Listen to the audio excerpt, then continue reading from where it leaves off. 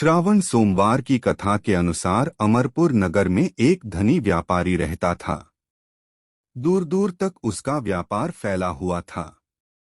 नगर में उस व्यापारी का सभी लोग मान सम्मान करते थे। इतना सब कुछ होने पर भी वह व्यापारी अंतर्मन से बहुत दुखी था, क्योंकि उस व्यापारी का कोई पुत्र नहीं था। दिन रात उसे एक ही चिंता सताती रहती थी। उसकी मृत्यु के बाद उसके इतने बड़े व्यापार और धन संपत्ति को कौन संभालेगा।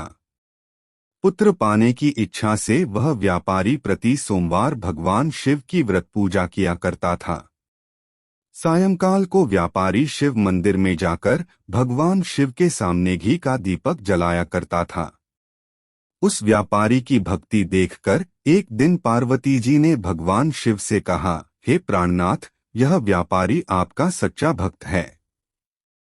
कितने दिनों से यह सोमवार का व्रत और पूजा नियमित कर रहा है। भगवान, आप इस व्यापारी की मनोकामना अवश्य पूर्ण करें। भगवान शिव ने मुस्कुराते हुए कहा, हे पार्वती, इस संसार में सबको उसके कर्म के अनुसार फल की प्राप्ति होती है। प्राणी जैसा कर्म करते हैं उन्हें वैसा ही फल प्राप्त होता है। इसके बावजूद पार्वती जी नहीं मानी। उन्होंने आग्रह करते हुए कहा, नहीं प्राणनाथ, आपको इस व्यापारी की इच्छा पूरी करनी ही पड़ेगी। यह आपका अनन्य भक्त है। प्रति सोमवार आपका विधिवत व्रत रखता है और पूजा अर्चना के बाद आपको भोग लगाकर एक समय भोजन ग्रहण करता है।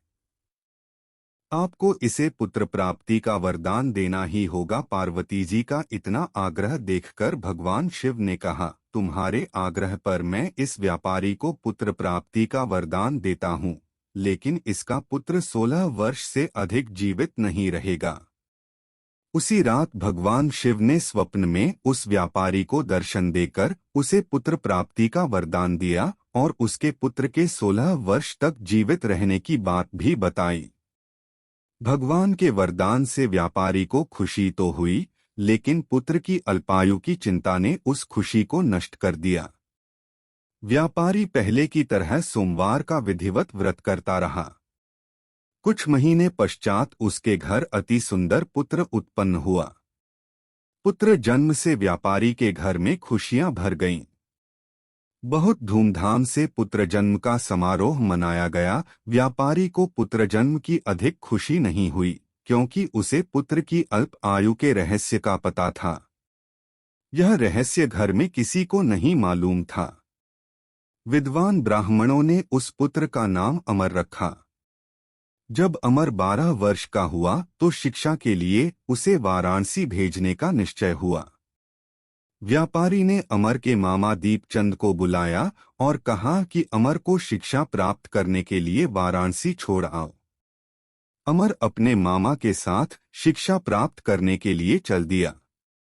रास्ते में जहां भी अमर और दीपचंद रात्रि विश्राम के लिए ठहरते, वहीं यज्ञ करते और ब्राह्मणों को भोजन कराते थे।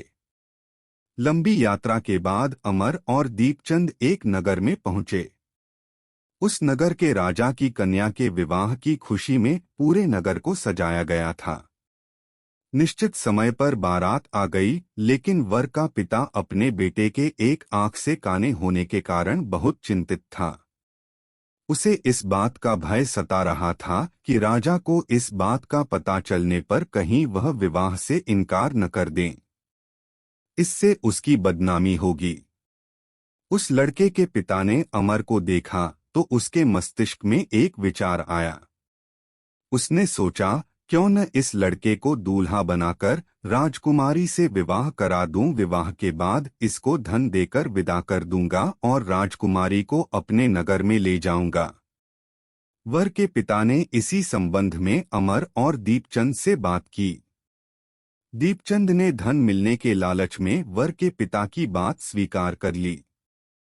अमर को दूल्हे के वस्त्र पहनाकर राजकुमारी चंद्रिका से विवाह करा दिया गया। राजा ने बहुत सा धन देकर राजकुमारी को विदा किया। अमर जब लौट रहा था तो सच नहीं छिपा सका और उसने राजकुमारी की ओढ़नी पर लिख दिया, राजकुमारी चंद्रिका, तुम्हारा विवाह तो मेरे साथ हुआ था। मैं तो वाराणसी में शिक्षा प्राप्त करने जा रहा हूँ। अब तुम्हें जिस नवयुवक की पत्नी बनना पड़ेगा वह कान्हा है।